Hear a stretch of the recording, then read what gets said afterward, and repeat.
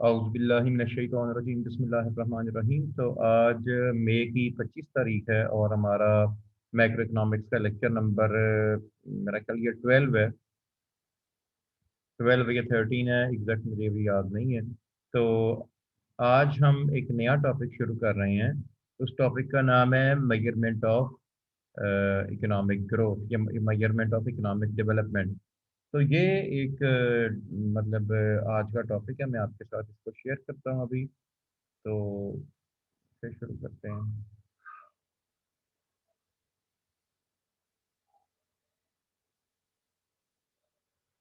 जी, तो आप जैसा कि स्क्रीन पर देख रहे हैं कि जो इकोनॉमिक वेलफेयर है, इकोनॉमिक वेलफेयर या इकोनॉमिक डेवलपमेंट, इसको मेजर करने के जो तरीके कौन कौन से हैं ये हमने देखने हैं कि कैसे हम इकोनॉमिक डेवलपमेंट की मेजरमेंट करते हैं। इससे पहले आपने जो पढ़ा है टॉपिक वो पढ़ा था नेशनल इनकम की मेजरमेंट के तरीके, कि नेशनल इनकम को कैसे मेजर करते हैं।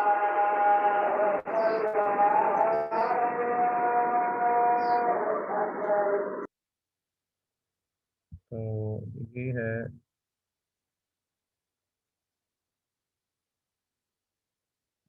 हाँ, तो सबसे पहले इसमें हमने देखना ये है कि इकोनॉमिक डेवलपमेंट पे आने से पहले हम ये एक दफ़ा रिकॉल करना पड़ेगा कि इकोनॉमिक डेवलपमेंट एक डिफरेंट चीज़ का नाम है और इकोनॉमिक ग्रोथ एक एक अलग से कॉन्सेप्ट है। इकोनॉमिक ग्रोथ जो है ये सिर्फ और सिर्फ जीडीपी में इजाफे का नाम है। जीडीपी में अगर कंटिन्यूसली इजाफा हो रहा है, इंक्रीज हो रहा है, तो हम उसे कहते हैं कि ये इकोनॉमिक ग्रोथ हो रही है। मुल्क में ज़्यादा मिकदार में, ज़्यादा क्वांटिटी में गुड्स और सर्विसेज का प्रोड्यूस प्रोड्यूस होना इकोनॉमिक ग्रोथ कहलाता है। और अगर इकोनॉमिक ग्रोथ होने के साथ साथ मुल्क में जो लार्ज स्केल पे स्ट्रक्चरल चेंजेस भी साथ साथ रूनुमा होनी शुरू हो जाएं और जो ग्रोथ के बेनिफिट्स हैं वो आम लोगों तक बेहतर सर्विसेज की फॉर्म में पहुंचना शुरू हो जाएं, तो हम कहते हैं कि अब जो है ये डेवलपमेंट का प्रोसेस शुरू हो गया है।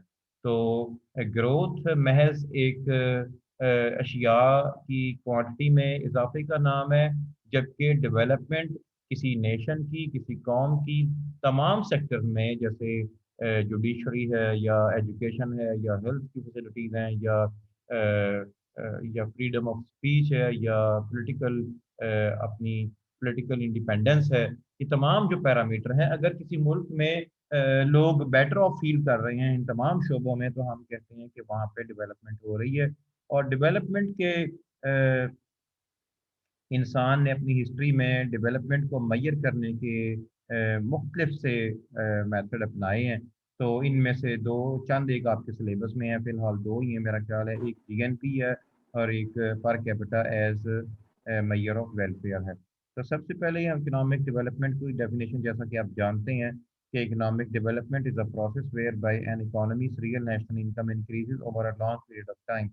तो इकोनॉमिक डेवलपमेंट की एक बड़ी बेसिक और क्रूड सी पुरानी एक डेफिनेशन है कि जब किसी मुल्क की जो रियल नेशनल इनकम है, रियल नेशनल इनकम का मतलब होता है जो जीडीपी डिफ्लेटर के जरिए डिफ्लेट कर दी गई हो, या आप उसे रियल जीडीपी को कह सकते हैं जो किसी बेस ईयर की प्राइसेस से एस्टिमेट करके निकाली गई हो। यानी करंट ईयर का या करंट प्राइसेस का जो इन्फ्लेशनरी फैक्टर है वो इसमें शामिल नहीं होता।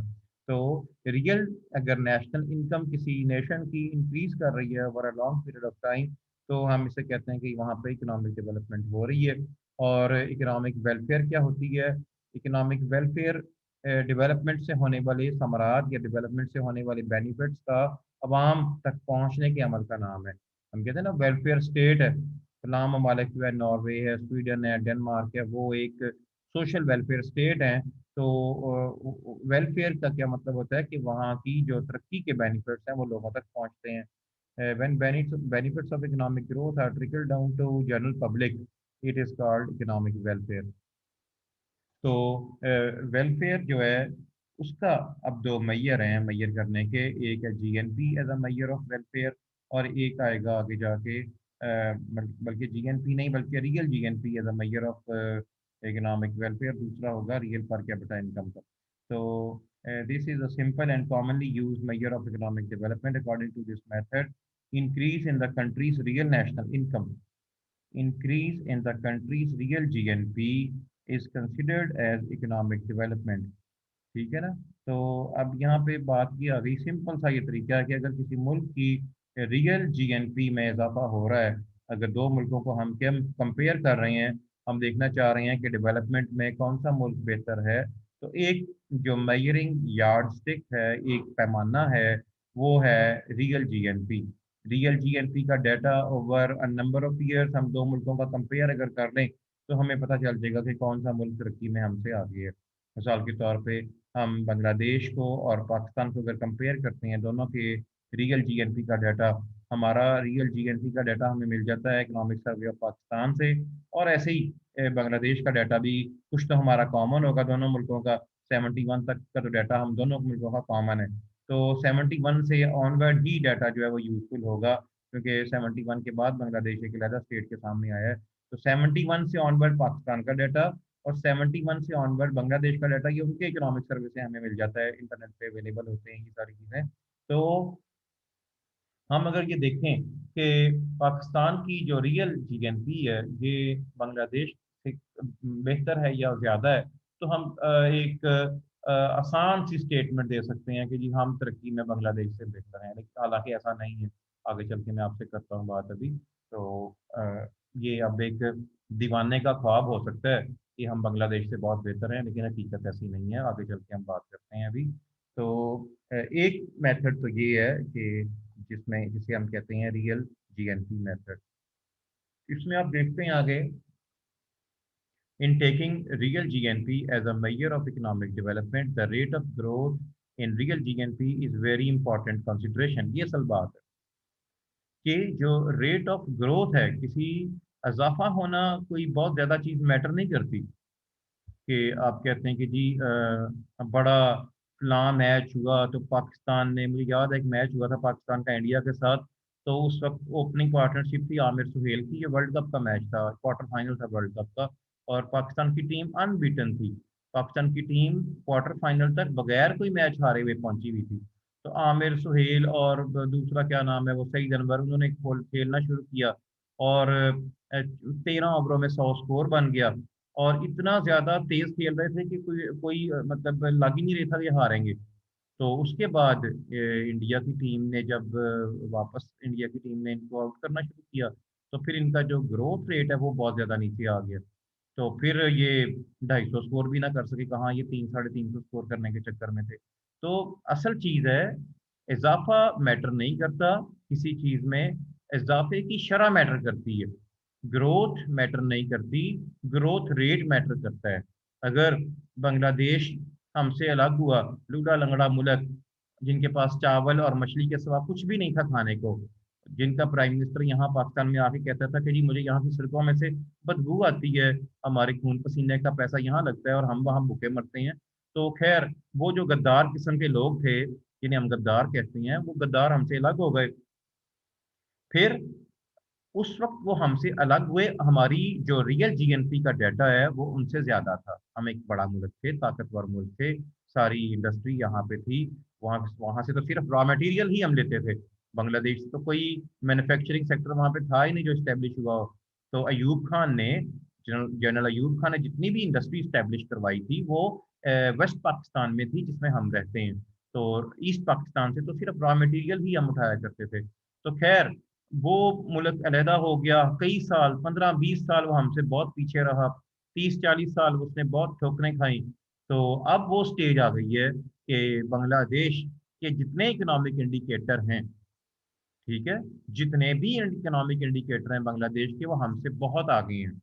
तो हमें अगर फख्र है अपने किसी और बात पे तो वो उसका मुझे पता नहीं है, लेकिन बांग्लादेश का जो क्रॉस कंट्री कंपैरिजन अगर हम इंटरनेट से उठा लें लेटेस्ट, तो आपको पता चलेगा कि 1900, मतलब कई साल पहले, ईयर 2000 के करीब, 2001-2 में बांग्लादेश हमें चुपके से पीछे छोड़ के आगे निकल चुका हुआ है हमसे, और वो एक साउंड किस्म की इकोनॉमी, मजबूत मीशत बनते चले जा रहे हैं।